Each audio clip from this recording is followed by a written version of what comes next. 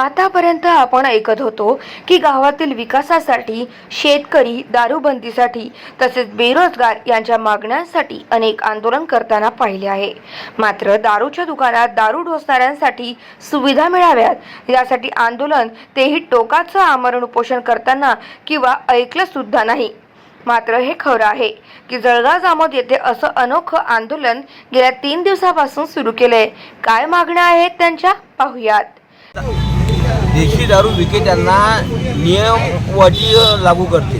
त्या नियम अटीनुसार तिथं ग्राहकांना बसण्याची व्यवस्था पाहिजे, त्या ठिकाणी पाण्याची सुविधा पाहिजे, त्या ठिकाणी शौचालय पाहिजे, त्या ठिकाणी मूत्री पाहिजे आणि दुकान हे कमीत कमी 1600 स्क्वेअर फूट पाहिजे। हे दोन्ही दुकानं 10 बाय 10च्या 1600 स्क्वेअर फूट नाही आहेत। तिथं मूत्रीची व्यवस्था नाही आणि तिथं शौचालयाची व्यवस्था नाही, ग्राहकांना बसण्याकरता जागाही नाही आहे।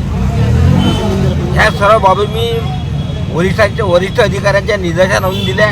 ते म्हणे बा ठीक आहे, आम्ही चौकशी करतो, तशा प्रकारचा आवाज जिल्हाधिकाऱ्यांना पाठवतो। गाव माझा न्यूज करिता किरण शेजोळ, बुलढाणा।